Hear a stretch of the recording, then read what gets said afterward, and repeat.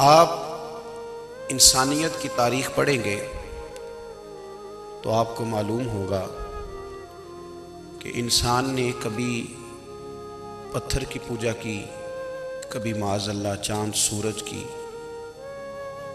درختوں کی، بتوں کی پوجا کی۔ معاذ اللہ یہ غلط ڈائریکشن پہ تو چڑھ گیا، لیکن ایسا نہیں ہے کہ کوئی بندہ دنیا میں آیا ہو اور کسی کی اس نے عبادت نہ کی ہو۔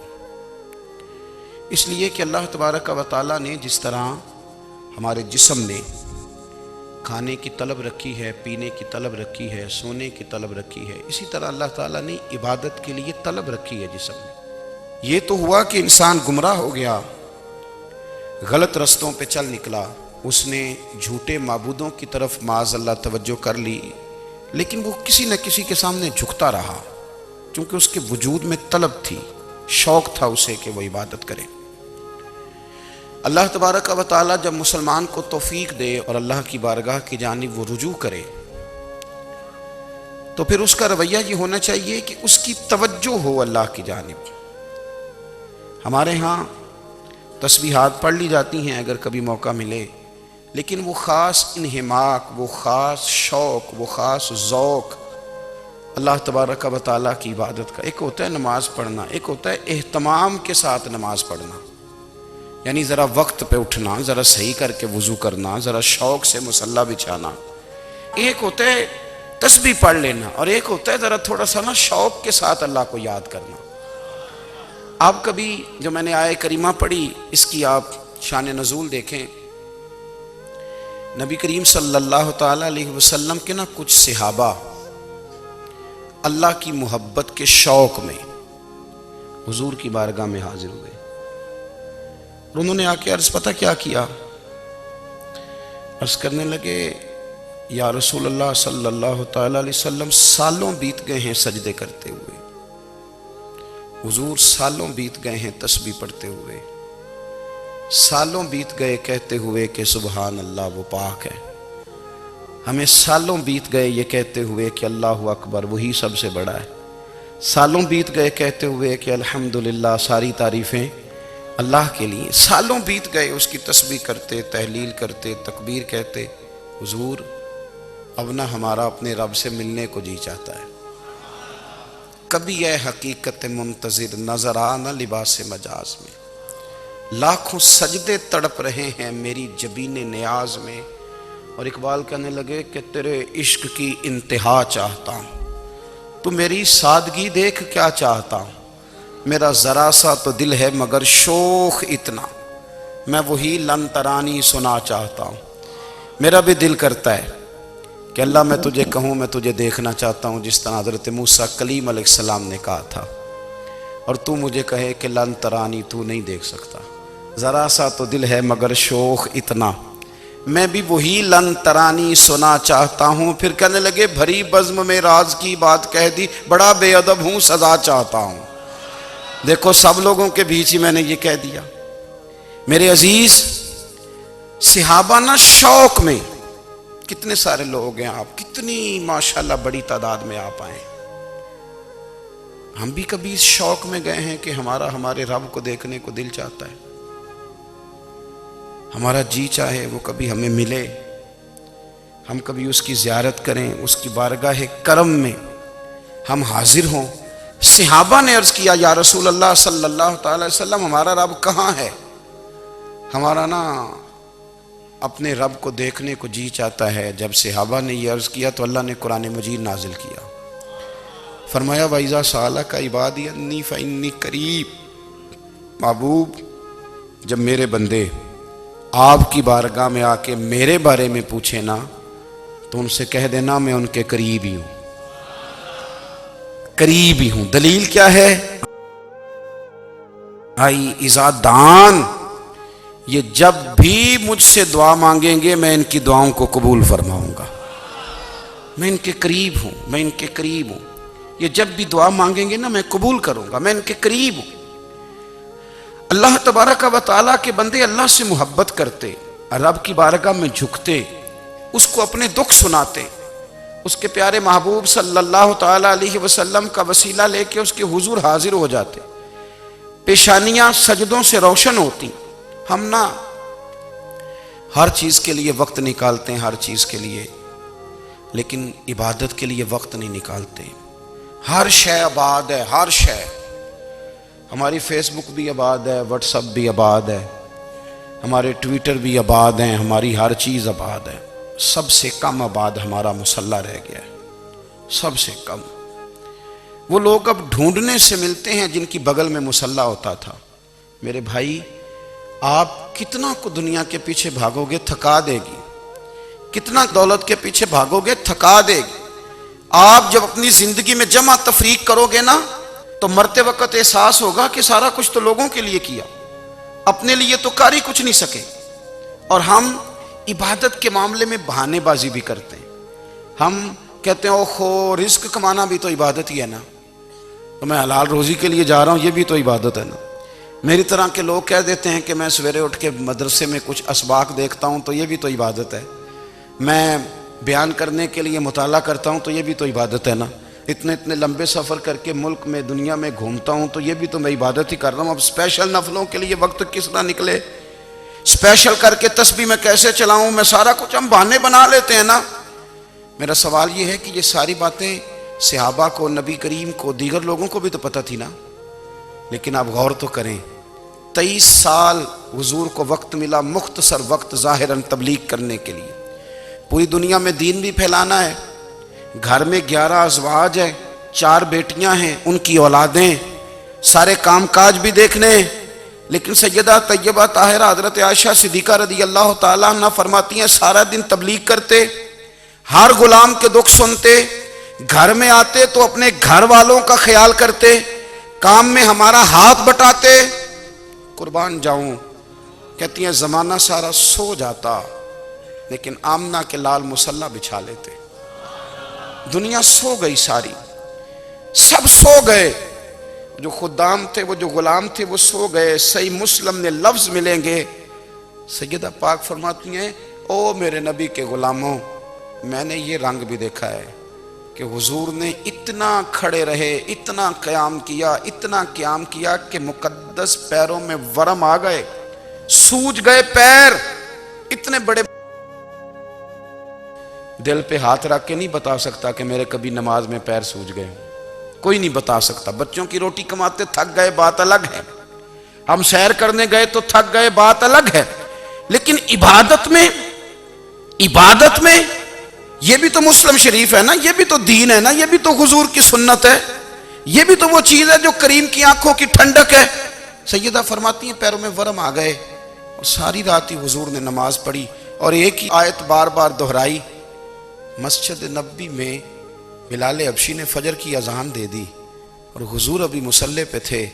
کریم فارغ ہوئے، میں نے عرض کی یا رسول اللہ صلی اللہ علیہ وسلم، آپ کے تو صدقے اللہ اگلے پچھلوں کے گناہ معاف کرے گا، تو آپ اتنی آہوزاری کیوں فرماتے ہیں؟ آپ تو شفیع ہیں، آپ تو انبیاء کے امام ہیں. تو حضور نے فرمایا عائشہ تم نے گنوایا ہے نا میرے اللہ کی مجھ پر کتنی رحمت ہے. افلا اکون عبدا شکورا، فرمایا اگر اس نے اتنی نعمتیں دی ہیں تو کیا میں اس کا شکر گزار بندہ نہ بنوں؟ میں شکر گزار بندہ نہ بنوں اس کا؟ پھر اگر اتنی نعمتیں اس نے دی ہیں، مجھے اتنا نوازا ہے، تو پھر میں اس کے سامنے سجدے نہ کروں؟ او میرے بھائی، بڑے قابل فخر لوگ ہیں ہم کہ ہم نبی پاک کے غلام ہیں. ہم قابل فخر ہیں کہ نبی کریم کے غلام ہیں. کیا کبھی اس غلامی کے شکرانے میں بھی 2 نفل پڑھے کہ یا اللہ تیرا شکر ہے تو نے ہمیں حضور کا غلام بنایا ہے؟ یاد رکھیں کہ اپنی روحانی زندگی کو آباد کریں، استغفار پڑھیں، تسبیحات کریں. حضرت عبداللہ ابن عمر رضی اللہ تعالیٰ عنہ حضرت عمر کے صاحبزادے، مکہ مکرمہ میں ان کی قبر ہے. میں نے جب انہیں پڑھا تو مجھے ان سے بڑا پیار ہو گیا. لیکن آپ کو پتہ ہے وہاں جا کے کسی شخص کا مزار تلاش کرنا یا پوچھنا ایک مشکل کام ہوتا ہے. تو ایک دفعہ میں مکہ شریف میں حاضر تھا تو ایک گاڑی والا ڈرائیور مجھے کہنے لگا کہ مولانا میں آپ کو جانتا ہوں، مجھے آپ سے محبت ہے، ایک بات بتاؤں آپ کو؟ میں نے کہا بتاؤ. کہنے لگے حضرت عبداللہ ابن عمر کی قبر دیکھنی ہے. میں نے کہا یہ تو نہیں کہہ رہا، یہ کسی نے بندوبست کرایا ہے. یہ اللہ نے تیرے دل میں بات ڈالی ہے، یہ ہو گیا، تو لے چل مجھے۔ حضرت عبداللہ ابن عمر کو نبی پاک نے فرمایا تھا راجل صالح، یہ نیک بندہ ہے، یہ متقی آدمی۔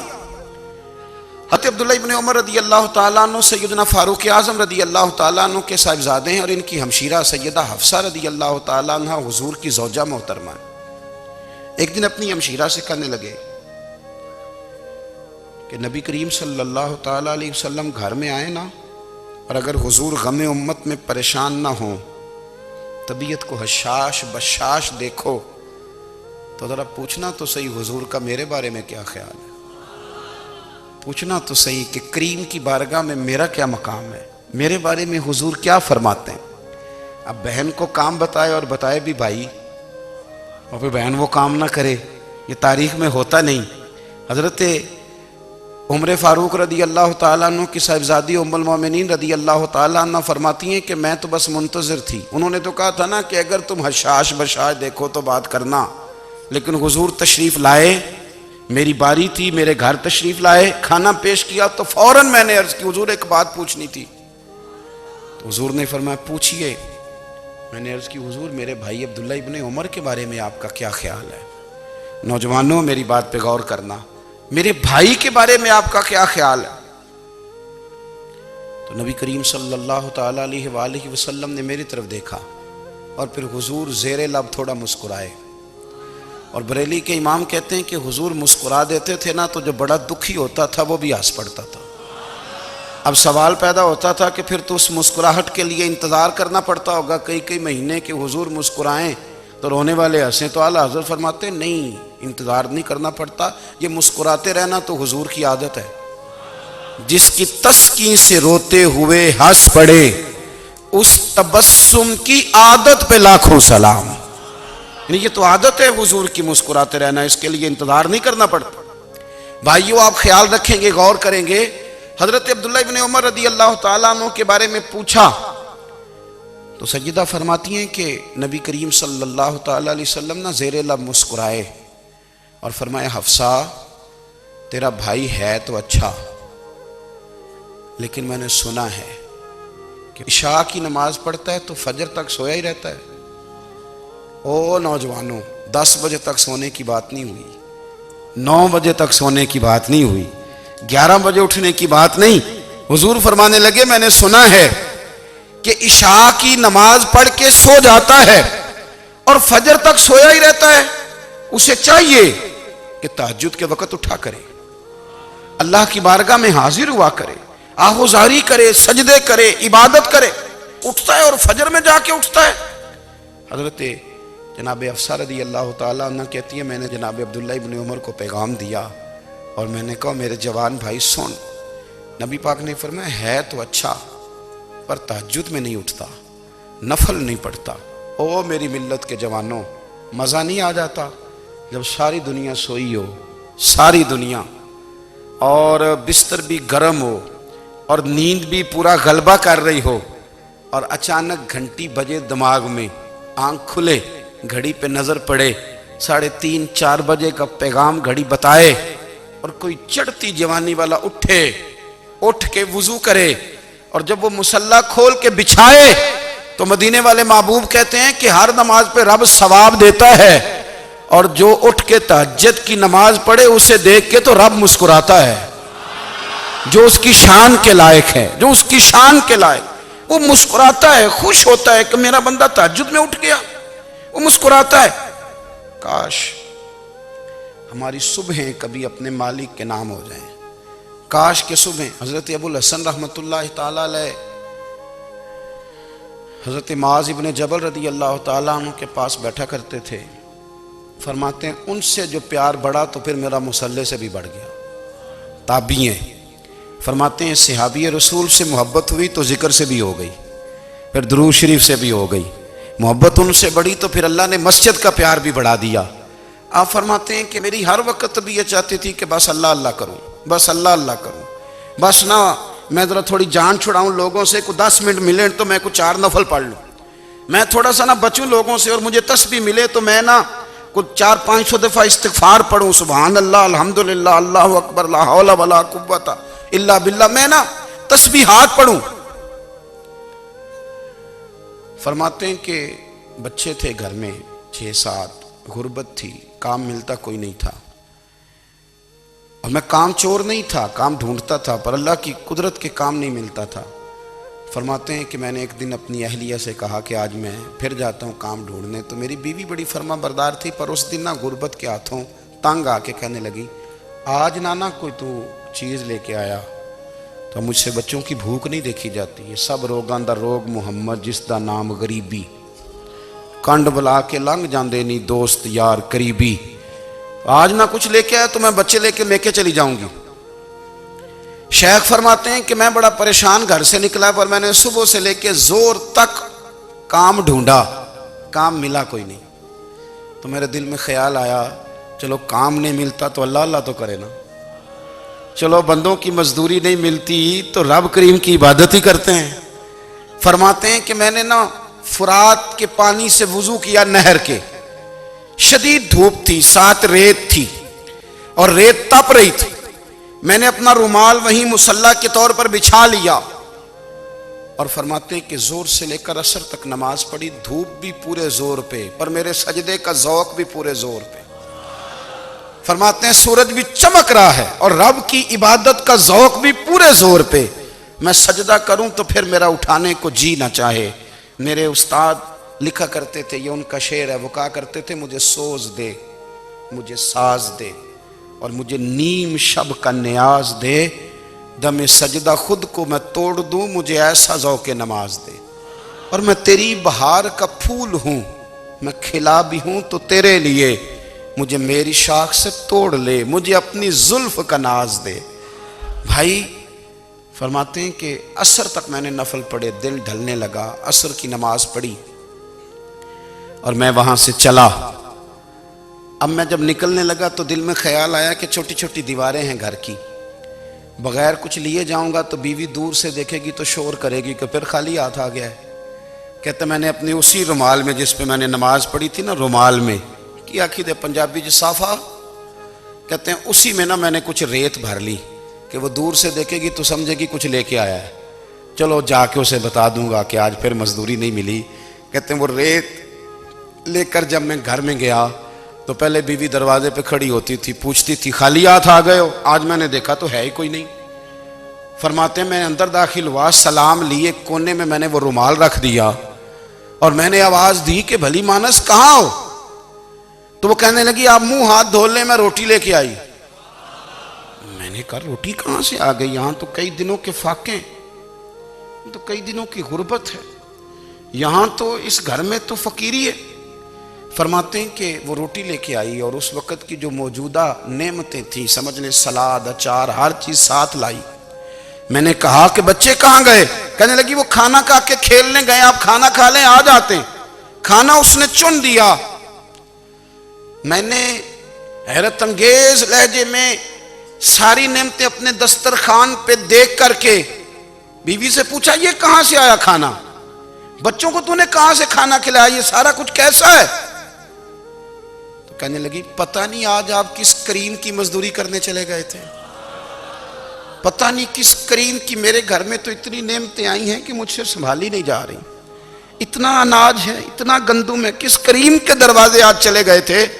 یہ کہتے کہتے وہ اٹھی اور اٹھ کر کے کہنے لگی پہلے ہی بڑا کچھ آیا تھا، اب کیا لے آئے ہو؟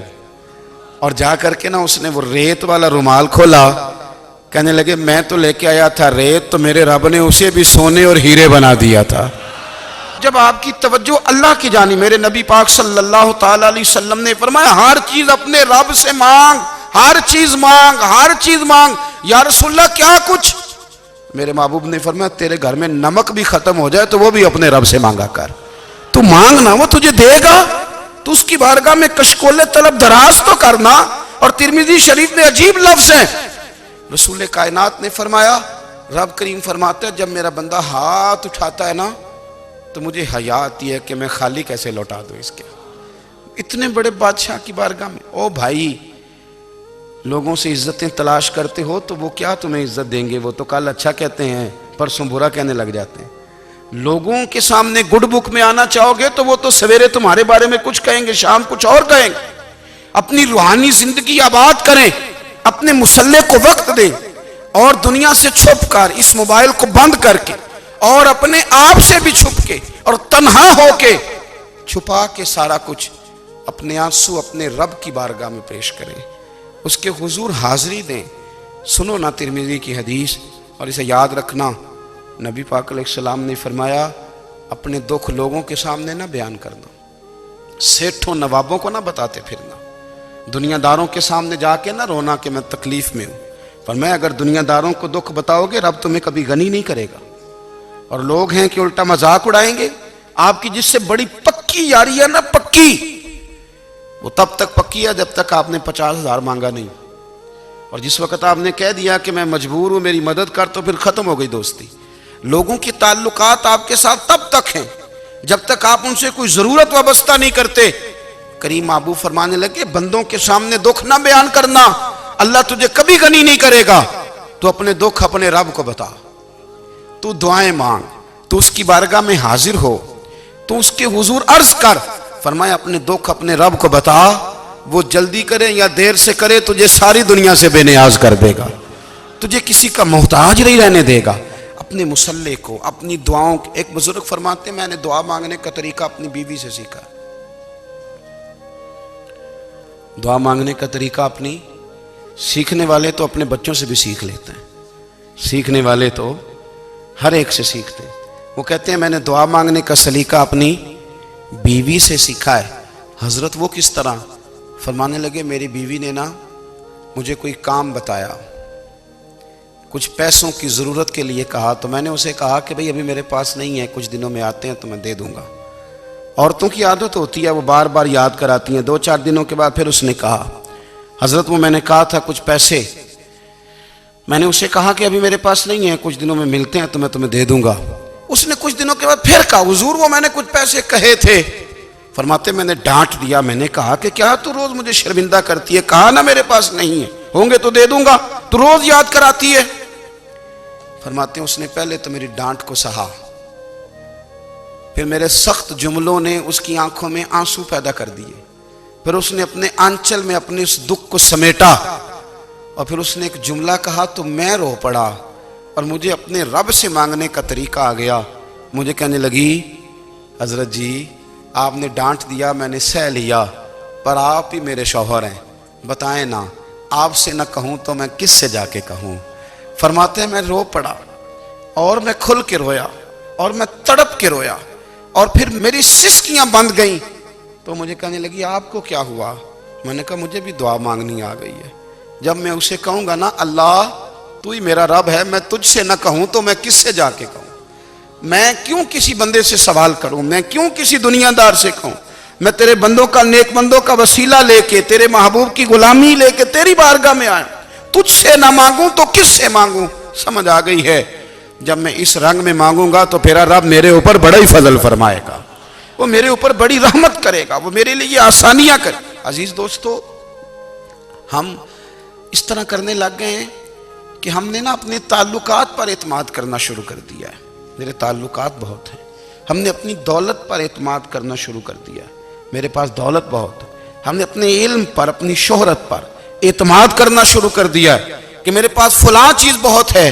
یاد رکھنا جب بے نیاز اپنی صفت بے نیازی دکھاتا ہے تو بڑی بڑی دولتوں والے مجبور نظر آتے ہیں۔ بھائیو جب انسان کا رشتہ اپنے مالک کے ساتھ ہوتا ہے پھر تو غم بھی کچھ نہیں کہتے، پریشانیاں بھی کچھ نہیں کہتی، پھر تو زندگی صبر والی، پھر تو زندگی توکل والی، پھر تو زندگی بھروسے والی، پھر انسان اپنے آپ کو رسوا نہیں کرتا، دنیا داروں سے امیدیں اس کی ختم ہو جاتی، امیدیں اللہ رسول سے لگا لیتا ہے، مضبوط ہو جاتا ہے، مضبوط، طاقتور ہو جاتا ہے، خوددار ہو جاتا ہے، باوقار باعزت ہو جاتا ہے۔ حضرت بہلول دانا رحمت اللہ علیہ بیٹھے تھے تو ہارون رشید حج کر کے آ رہا تھا، تو رستے میں حضرت شیخ سے ملاقات ہو گئی، تو السلام علیکم کے بعد کہنے لگا حضور کوئی حکم ہو تو بتائیے گا۔ تو حضرت بہلول دانا فرمانے لگے تیرا رب کون ہے؟ اس نے کہا اللہ۔ تو فرمایا میرا کون ہے؟ کہا اللہ۔ فرمانے لگے تو بڑا ہی بیوقوف ہے، کیا تو یہ سمجھتا ہے کہ رب ہارون رشید کو تو دے گا اور بہلول دانا کو بھول جائے گا؟ تیرا بھی وہی رب ہے، میرا بھی وہی رب ہے، اس نے اگر تجھے دے کے آزمایا ہے تو ہو سکتا ہے مجھے نہ دے کے آزما رہا ہو. جب اس کی حکمت کے تقاضے ہوں گے تو عطا کرے گا اور دے گا. تو جا اپنا کام کر. بھائی اپنی روحانی زندگی، اپنی عبادات، اپنے وظائف، اپنے روزمرہ کے معاملات، اپنی دعائیں، اپنا استغفار. دیکھو کوئی مشکل کام تو نہیں 2 رکوع ہیں سورہ واقعہ کے اگر رات کو پڑھ لی جائے تو. میں کس طرح یہ بات بیان کروں کہ تعویذ بانٹنا آسان ہے اور وظیفہ بتانا مشکل ہے. سارا دن تعویذ بانٹیں تو لوگ لینے کو تیار ہیں، اور اگر آپ وظیفہ بتائیں تو کہتے ہیں تو مشکل کام ہے. او خدا کے بندے، اگر آپ کا تعلق قرآن پاک کے ساتھ مضبوط ہو، قرآن پاک کے ساتھ اگر آپ کا رشتہ ہو، لوگ سفارشیں ڈھونڈتے ہیں نا دنیا میں، کوئی تعلق مل جائے تو میرا کام ہو جائے. دنیا میں اتنا مشکل معاملہ ہے، آخرت میں مجھے بتائیے گا کتنا مشکل معاملہ ہوگا. میرے نبی پاک صلی اللہ تعالیٰ علیہ وسلم نے فرمایا جو لوگ سورہ ملک پڑھا کرتے تھے نا، سورہ ملک، یہ سورت ملک قیامت میں ان کی سفارش کرے گی، اور اس طرح کرے گی کہ کہے گی اے اللہ یہاں اس بندے کو جنت میں داخل کر دے یا مجھے قرآن پاک سے علیحدہ کر دے. تو رب فرمائے گا جا اس کا دامن تھام کے اسے جنت تک پہنچایا. آپ بات کو سمجھیں، جب آپ کے تعلقات اپنے معاملات کے ساتھ مضبوط ہوں گے، یہ نبی کریم نے وعدہ کیا ہے کہ تو سورت واقعہ پڑھ تیرے گھر میں فاقہ نہیں آئے گا.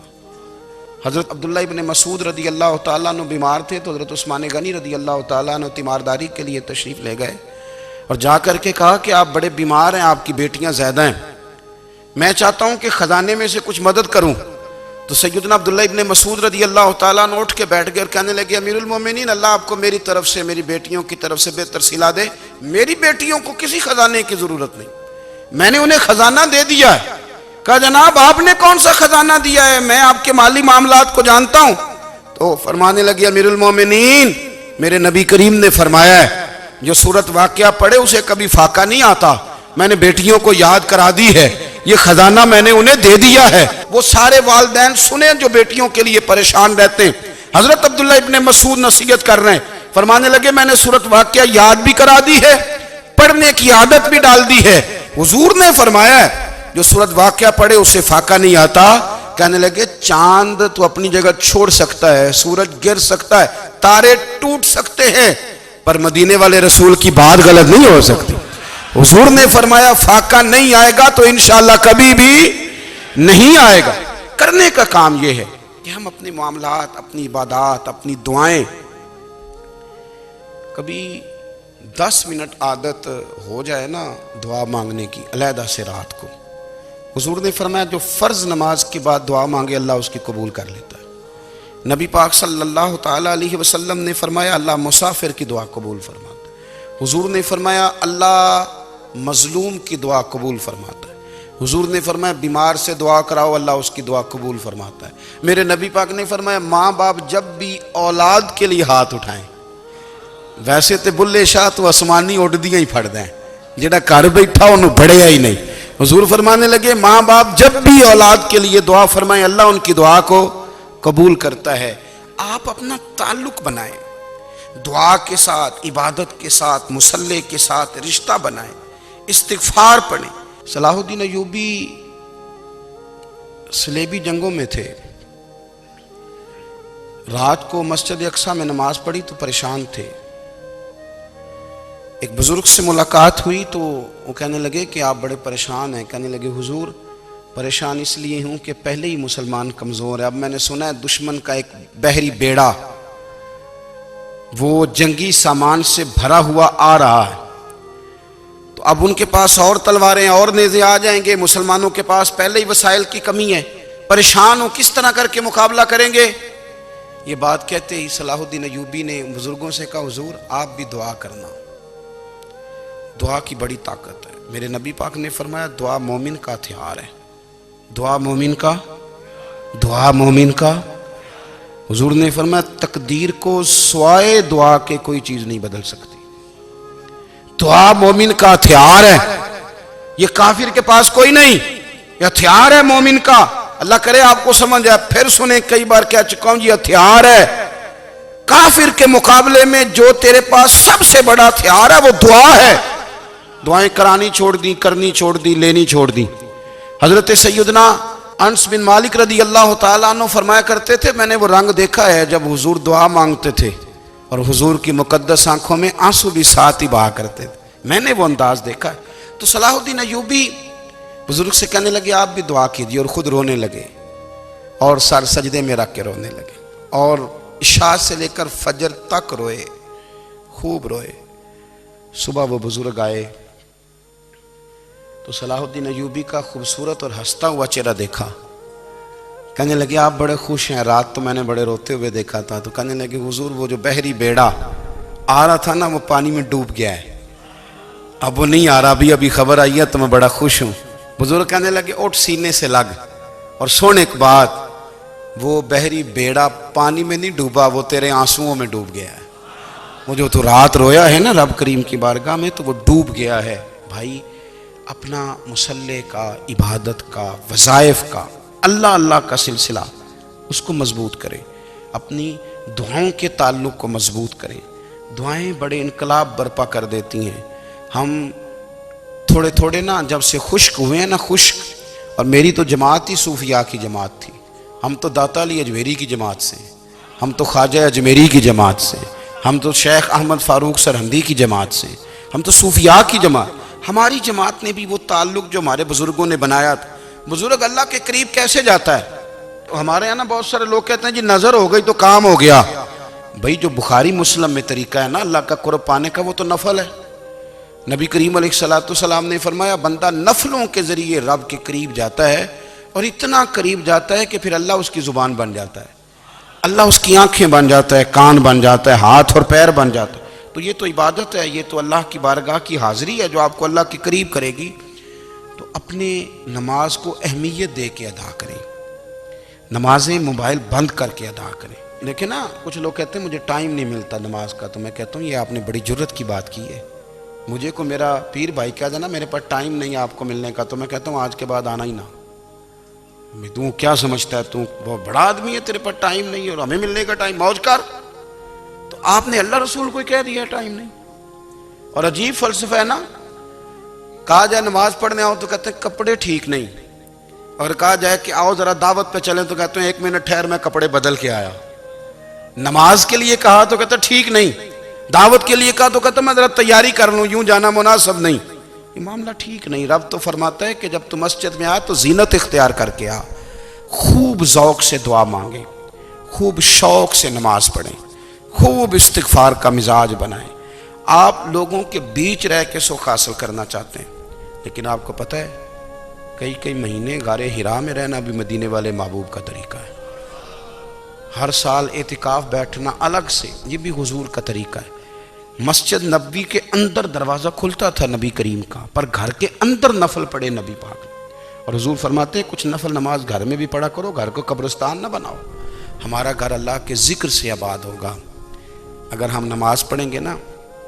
میں جب سنت پڑھنے کے لیے گھر میں کھڑا ہوتا ہوں تو میرا جو 2.5-3 سال کا بیٹا ہے نا، وہ بھی میرے ساتھ نماز پڑھنی شروع کر دے۔ اسے پتہ کوئی نہیں نماز کیا ہوتی ہے، لیکن وہ بھی نا سجدہ نہ بھی کرنا ہے تو ساتھ لیٹ ضرور جاتا ہے۔ پتہ چلا بچے لیکچر دینے سے نماز نہیں پڑھتے، نماز شروع کر دیں تو بچے بھی شروع کر دیتے ہیں۔ ہم جب پریشان ہوتے ہیں تو لیکچر دیتے ہیں، تو لیکچر تو باہر شاید چل جائے، گھر میں کیسے چلے گا؟ گھر میں تو عمل چلے گا۔ تو میرے عزیز، آج کے اس روحانی اجتماع میں ہمارے دوستوں نے جو محنت کی، ہم نے بار بار اپنی نیت سے پوچھا خدا ہمیں معاف کرے اگر کوئی ذاتی شہرت ہے، کوئی ہمارے ذاتی مفادات ہیں، رب ہمیں ہدایت دے۔ ہماری یہ خواہش تھی کہ روحانی اجتماع ہمیں تھوڑا سا اللہ اور اس کے رسول کے جانب مائل کرے، کچھ ہمارا رشتہ مصلی کے ساتھ مضبوط